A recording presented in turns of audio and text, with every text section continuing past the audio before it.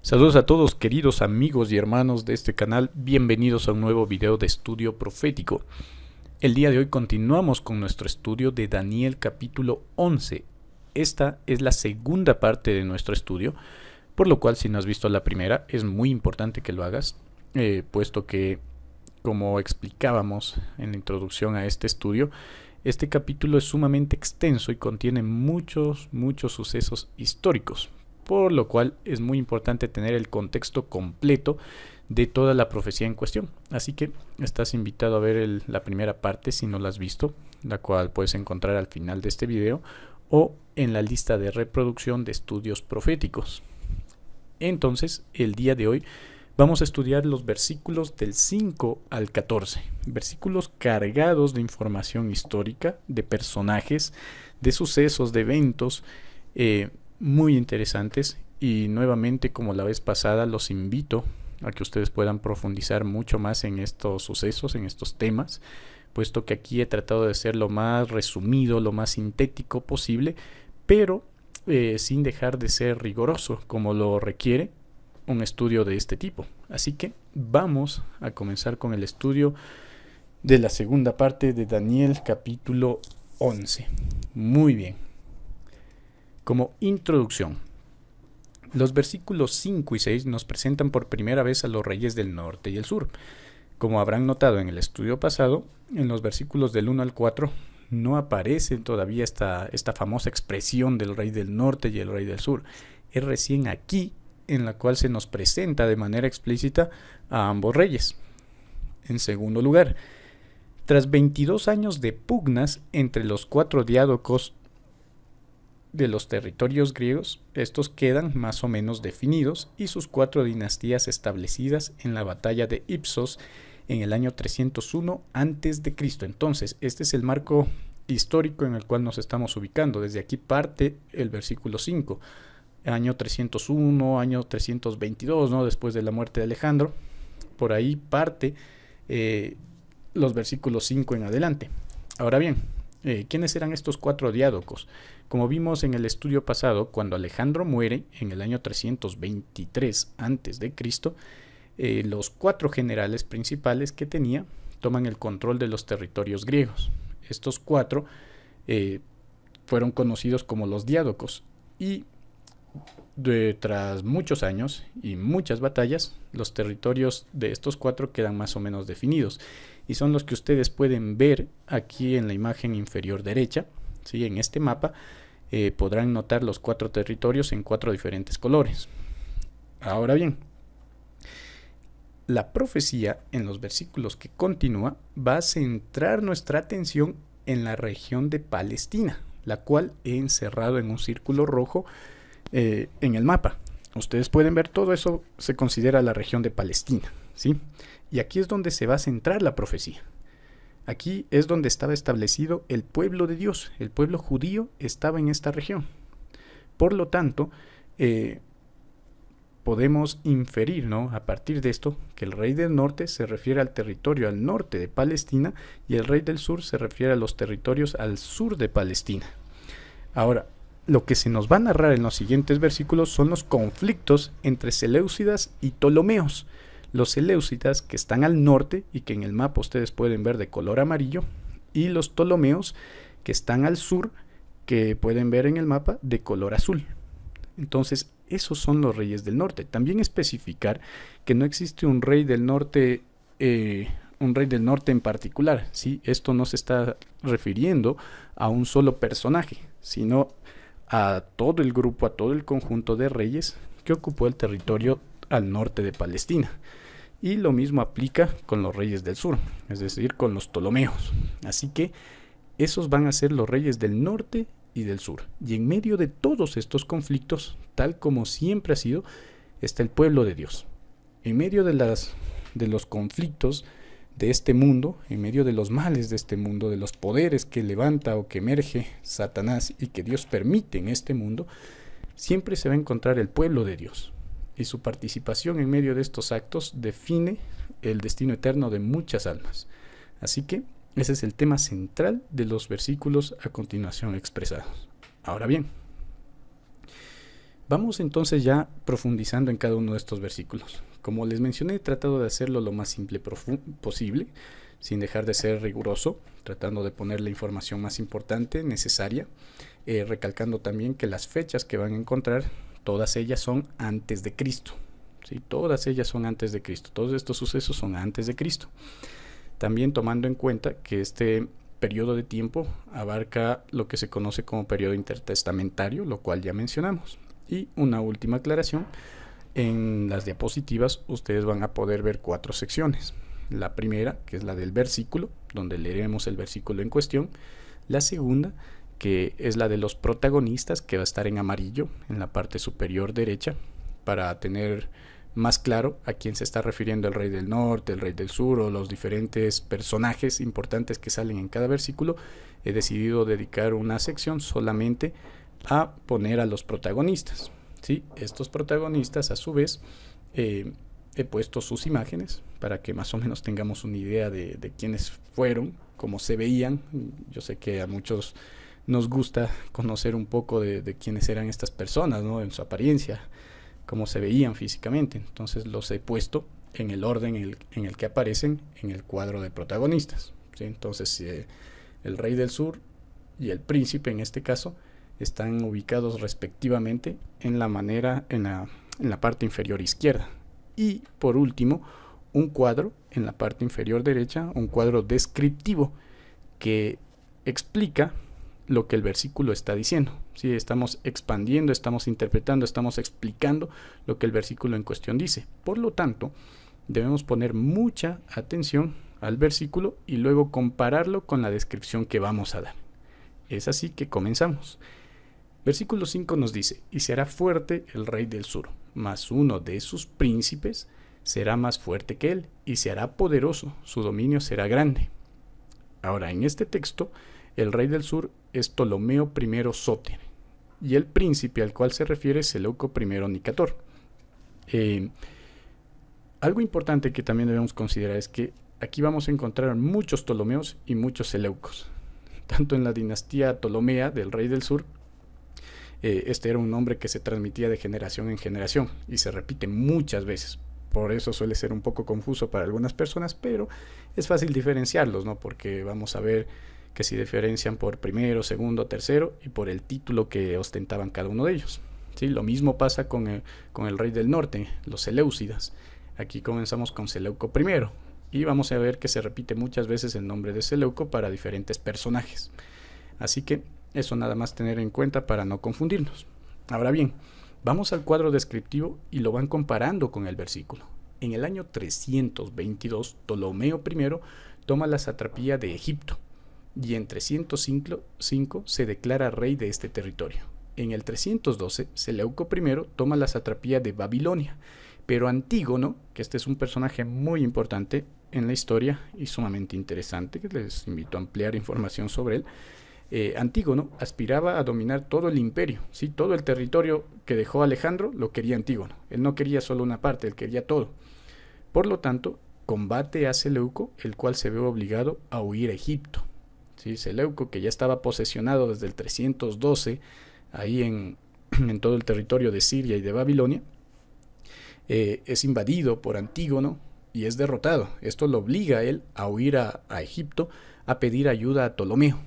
¿Sí? Y se convierte en un aliado muy cercano de Ptolomeo, prácticamente en uno de sus generales, en uno de sus príncipes, como menciona el versículo. Pero tal como menciona el texto, Seleuco logra recuperar el territorio, se lo quita Antígono, lo vencen, y al poco tiempo rompe sus relaciones con Ptolomeo, consolidando un imperio aún más grande que el de Ptolomeo. Y ustedes vieron en el mapa la parte amarilla, que es de los Seleucidas, es un territorio enorme que abarcó Siria y Mesopotamia prácticamente, y en cierto punto inclusive hasta el Indo. Entonces fue un territorio enorme y tal como menciona el texto, se hizo poderoso y su dominio se hizo muy muy grande, más que el de Ptolomeo. Entonces esto es el versículo 5. Ahora el versículo 6 continúa diciendo: al cabo de años se hará alianza y la hija del rey del sur vendrá al rey del norte para hacer la paz. pero ella no podrá retener la fuerza de su brazo, ni permanecerá él ni su brazo, porque será entregada ella y los que la habían traído, el que la engendró y los que estaban de parte de ella en aquel tiempo. Un versículo con una descripción sumamente exacta de los eventos que siguieron. En este versículo, el rey del sur va a pasar a ser Ptolomeo II Filadelfo. Si se fijan, aquí aparece un nuevo Ptolomeo, Ptolomeo II, que era hijo de Ptolomeo I, obviamente. Lo mismo pasa con el rey del norte. ¿Sí? La hija del rey del sur, de la cual habla el texto, es Berenice Cira, una mujer muy importante en esta historia. Y el rey del norte va a ser Antíoco II Zeos o Teos. Como algunos sabrán, en griego la palabra Teos significa Dios. Y este es un título muy blasfemo, ¿no?, que usaba este rey del norte, ya que él se consideraba divino. Entonces, por eso se le decía Antíoco II Teos o divino. Sí, él se tomó atribuciones de deidad. Así de vanaglorioso era este hombre, este personaje. Ahora bien, los eventos y los emparentamos con el versículo 6. Tras años de guerras entre el norte y el sur, en el 253 se da un tratado de paz. Una de las cláusulas de este tratado estipulaba que Antíoco II debía repudiar a la Odisea, que era su esposa, y casarse con Berenice, hija de Ptolomeo II. Sí, esta era una alianza que pretendían hacer para traer una paz definitiva entre ambos territorios. Así que Antíoco se casa con Berenice, que era hija de Ptolomeo, dándole el derecho de sucesión a los descendientes de Berenice, a los hijos de Berenice. Cuando nace el primogénito de esta unión, la Odisea finge reconciliarse con Antíoco. Miren cómo era esta mujer, ¿no?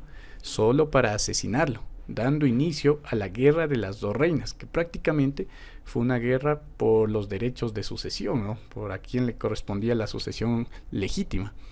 Y por eso se conoció como la Guerra de las Dos Reinas, un periodo de tiempo con muchos eventos muy llamativos, en la que para el año 246 Berenice, su hijo y todo el séquito de ella serían asesinados. Ese mismo año su padre, es decir, Ptolomeo II, moriría sin haber quien la defienda o quien la vengue. Por lo tanto, la Odisea pudo hacer su voluntad y asesinar a Berenice y a toda su progenie y a todo su séquito, tal como menciona el versículo. Noten la exactitud, hermanos. Vayan notando cómo la profecía describe los hechos de manera muy exacta antes de que sucedan. Ahora, continuando. Pero del renuevo de sus raíces, este renuevo es del rey del sur, ¿no? Se levantará sobre su trono y vendrá con ejército contra el rey del norte, y entrará en la fortaleza, y hará en ellos a su arbitrio, y predominará, y aun a los dioses de ellos, sus imágenes fundidas y sus objetos preciosos de plata y de oro, llevará cautivos a Egipto, y por años se mantendrá él contra el rey del norte. Así entrará en el reino del sur y volverá a su tierra. Muy bien, ¿quiénes son los protagonistas aquí? El renuevo del que se habla, y posteriormente rey del sur, es Ptolomeo III Evergetes, ¿sí? Y el rey del norte es Seleuco II Calínico. Muy bien, ahí los tienen también sus imágenes respectivamente. Ahora, Ptolomeo III era hermano de Berenice, era de la poca familia que le quedó a Berenice, ¿sí? Cuando él se entera y ve y tiene la oportunidad de asumir el gobierno del reino ptolomaico de Egipto o del sur, como quieran llamarlo, ¿sí? Él inmediatamente sale a combatir a Seleuco II, al rey del norte, con la excusa de su hermana muerta. Y bueno, es una gran excusa, ¿no? Entonces, decidido a vengar a su hermana, va y derrota a Seleuco II, mata a la Odisea, toma su fortaleza, tal como dice el texto, llegó hasta la fortaleza que era Antioquía de Siria, y toma control del territorio Seleucida. Prácticamente por un tiempo él dominó toda la zona del rey del norte. Recuperó los ídolos de Egipto, tal como menciona el texto. Miren, él agarró hace muchos años, los seleucidas habían tomado en una de sus invasiones los ídolos de Egipto. Se dice que estos ídolos eran no menos de 2500 ídolos. Noten la idolatría tremenda que había en estos imperios. ¿sí? Y todos estos ídolos que estaban en el reino del norte, llega Ptolomeo III y se los trae de regreso al reino del sur, es decir, Egipto. Aparte de un gran botín, las contiendas entre estos dos reyes, tal como menciona el texto, se extendieron por muchos años, por 20 años para ser exactos, hasta la muerte de Seleuco II. El versículo 9 reporta la tercera guerra siria, en la cual Seleuco intenta tomar de vuelta sus territorios e invade Palestina y Egipto con éxito al principio, pero finalmente en el 242 es derrotado, teniendo que regresar a su tierra, con otro cumplimiento exacto de la profecía. Ahora bien, en estos versículos también encontramos un detalle sumamente importante para interpretar esta profecía, y es que esta es de las pocas veces que en la profecía se nos menciona un lugar geográfico específico o exacto. ¿Cuál es ese lugar? Egipto. Sí, esta es una de las pocas veces en las que se menciona a Egipto de manera directa, para referirse al territorio del rey del sur. Entonces, sabemos que estamos interpretando correctamente a quién es el rey del norte y quién es el rey del sur, porque este versículo nos dice directa y explícitamente que el rey del sur representa a Egipto, a la dinastía ptolomaica y todo lo que está ahí, ¿no? Entonces, por sentido común, pues el rey del norte es el imperio Seleucia, ¿sí? Se entiende, ¿verdad? Así que este versículo nos da una pauta interpretativa muy importante. Continuamos, versículos 10 y 11. Mas los hijos de aquel se airarán y reunirán multitud de grandes ejércitos, y vendrán apresuradamente, inundarán y pasarán adelante. Luego volverá y llevará la guerra hasta su fortaleza, por lo cual se enfurecerá el rey del sur, y saldrá y peleará contra el rey del norte, y pondrá en campaña multitud grande, y toda aquella multitud será entregada en su mano. En estos versículos, los hijos de los cuales se habla al principio son Seleuco III, Serauno-Sóter y Antíoco III el Grande, estos dos hijos.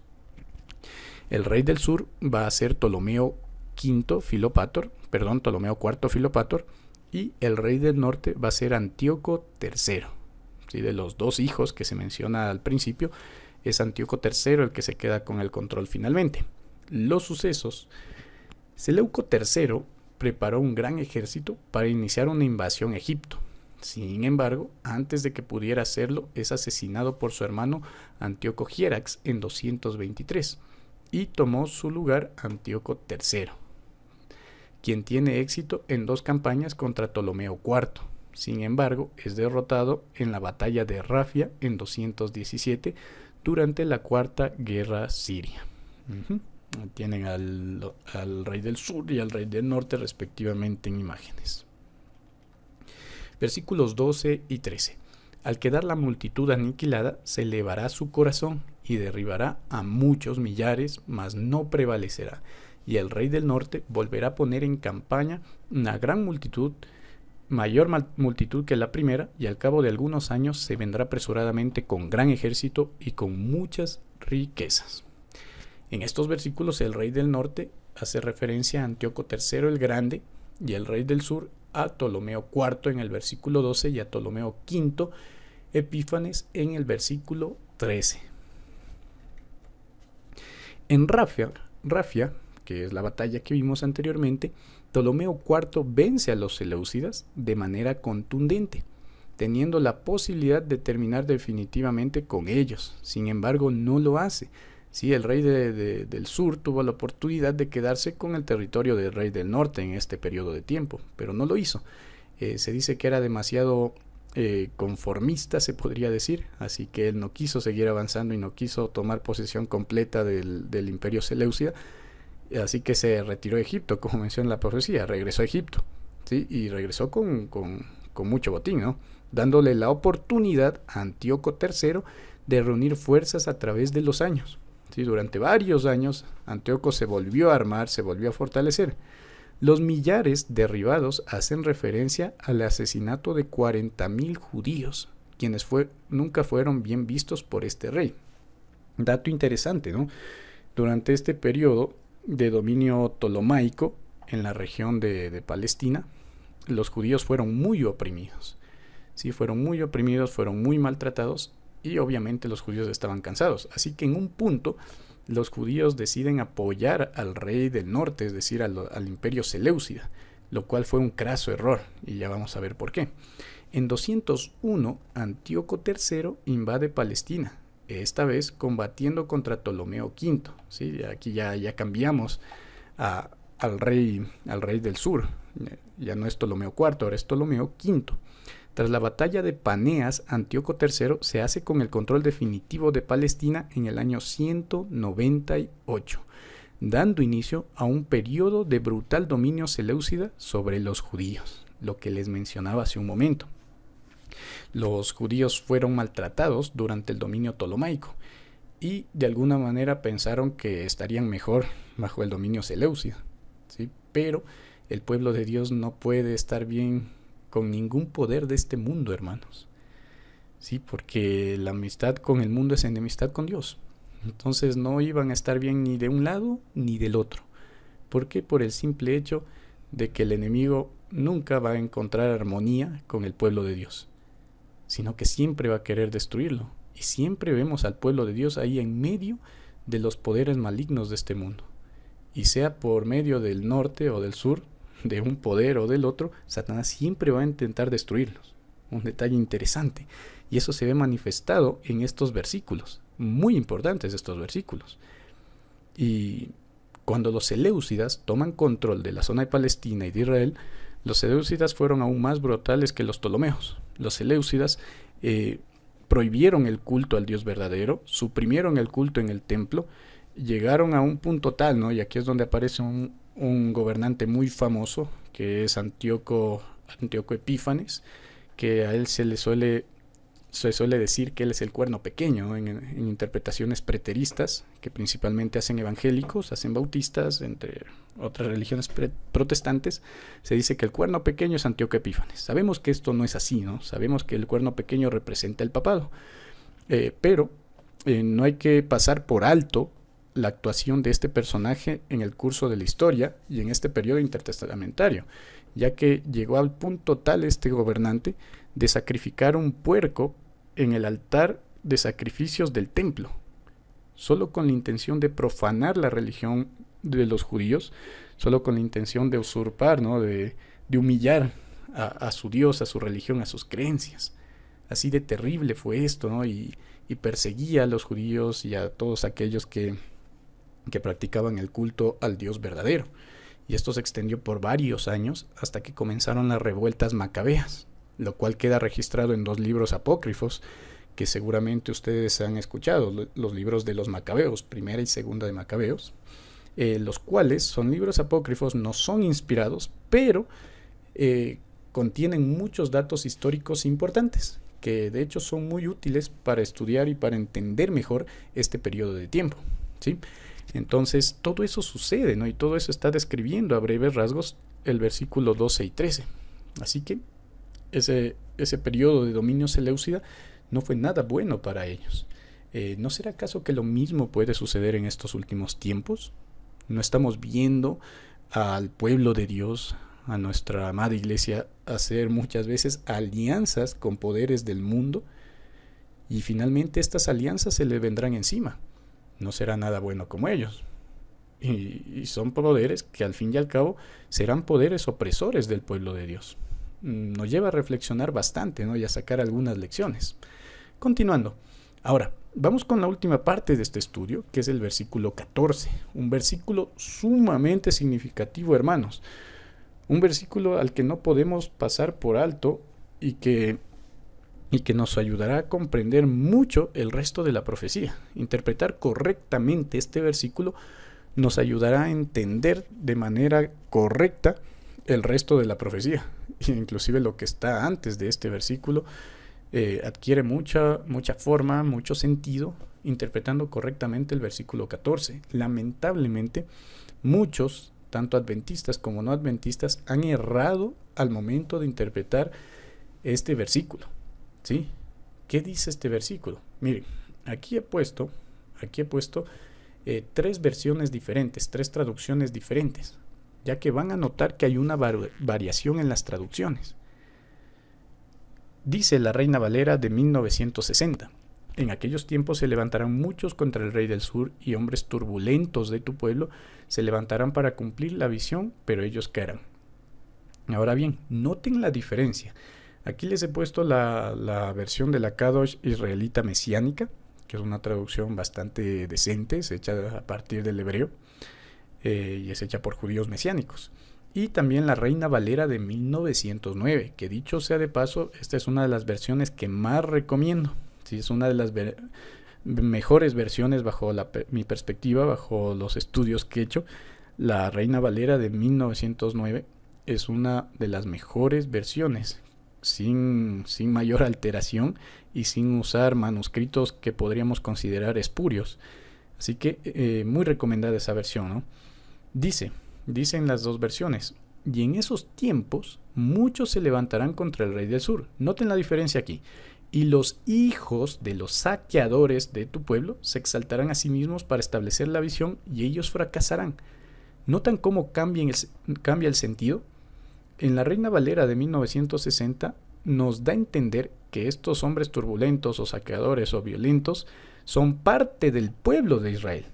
Pero en la Kadosh israelita mesiánica nos da a entender que estos están en contra del pueblo de Israel, no que son parte del pueblo. ¿Se percatan de ese detalle? Y miren, la Reina Valera de 1909 es aún más específica. Y en aquellos tiempos se levantarán muchos contra el rey del sur, o el rey del mediodía, e hijos de disipadores de tu pueblo se levantarán para confirmar la profecía y caerán. Nuevamente nos da la misma idea que la Kadosh israelita mesiánica, y es que estos hombres disipadores, violentos, saqueadores, turbulentos, como se quiera decir, están en contra del pueblo de Dios, no son parte del pueblo de Dios. Pero la Reina Valera de 1960 y otras traducciones nos dan a entender como si fuera parte del pueblo de Dios. Sin embargo, cuando vemos al texto hebreo y consideramos los paralelismos proféticos y otros detalles dentro del propio versículo, nos podemos percatar de que la mejor traducción es la de la Reina Valera de 1909.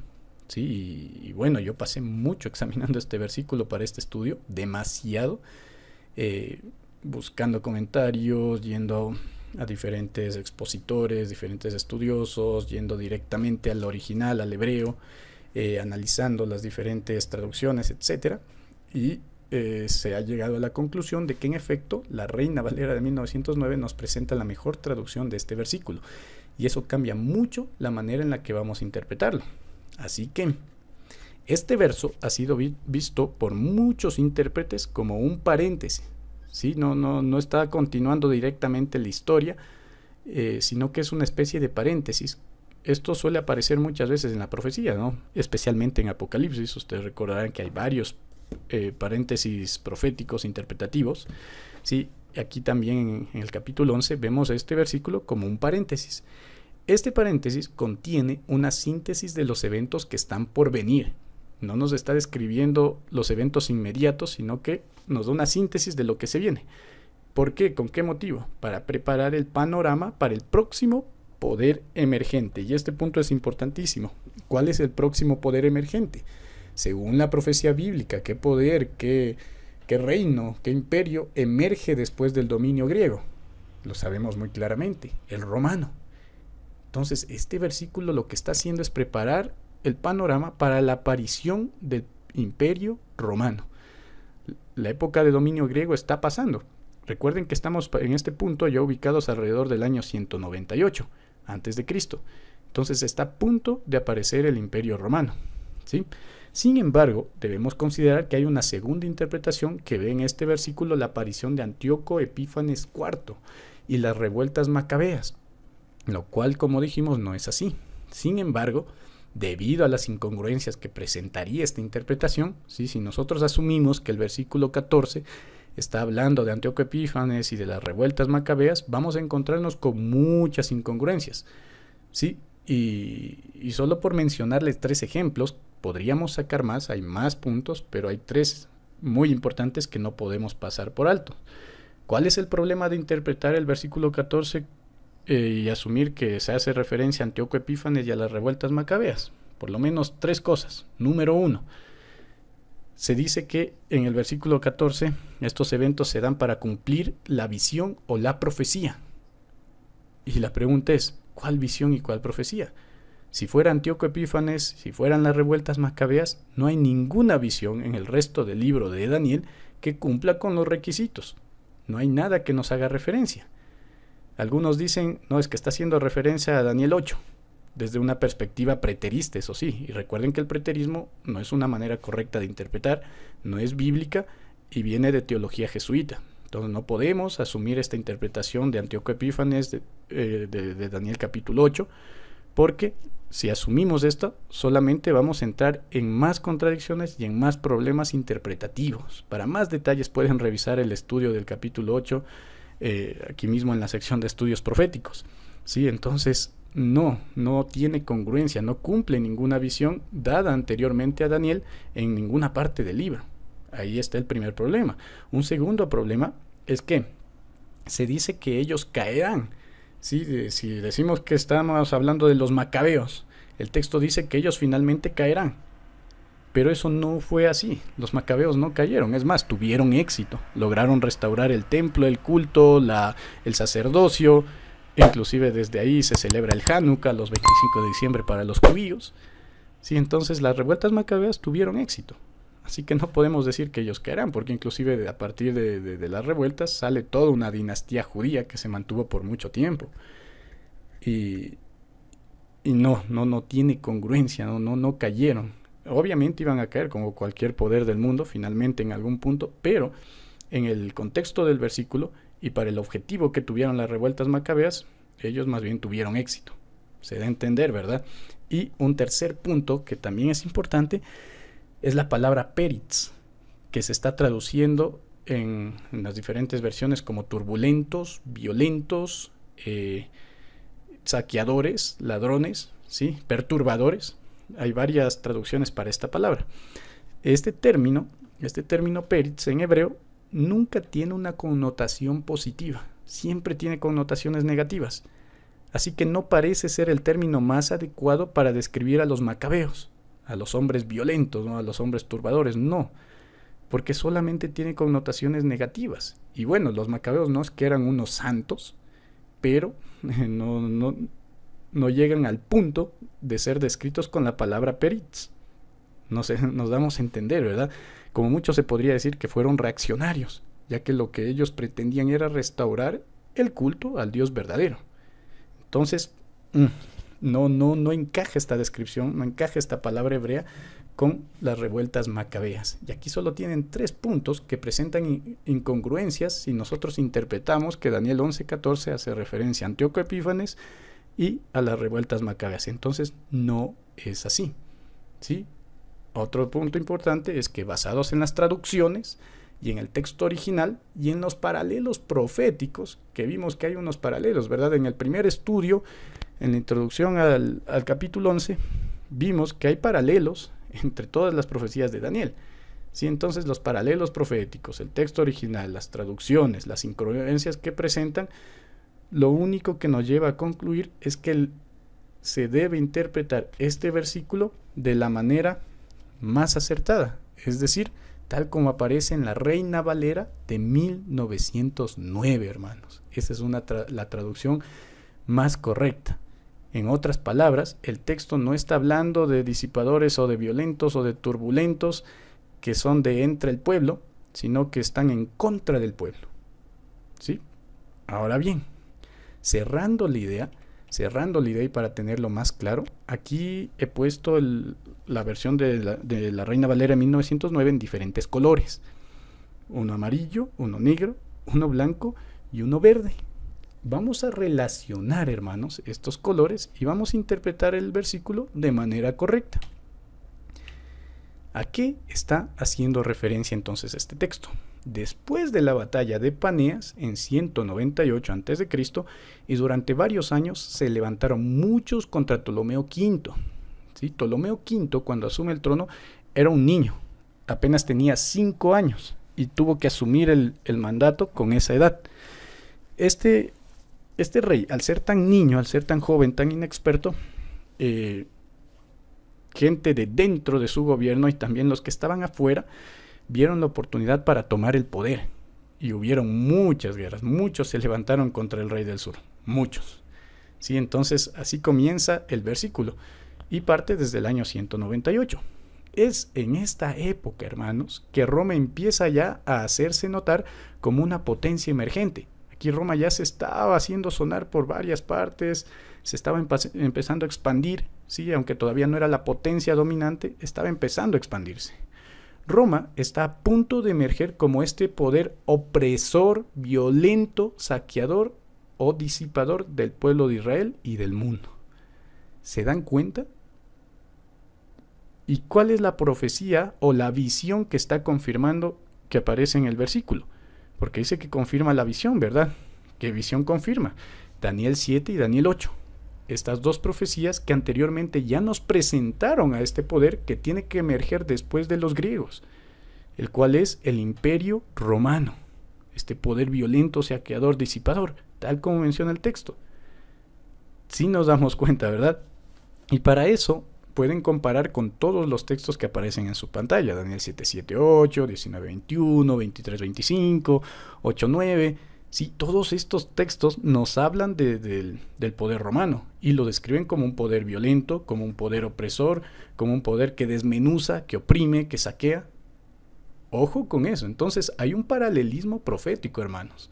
Como siempre, cuando hay complicaciones al interpretar una profecía, lo mejor es ir a la propia Biblia. La Biblia se interpreta con la Biblia.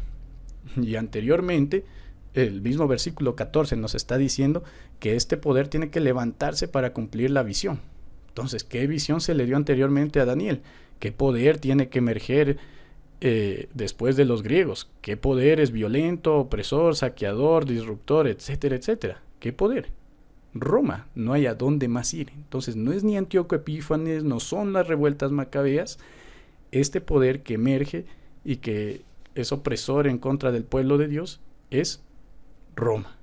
Aquí nos está entonces dando un anticipo de la entrada de Roma a la escena profética.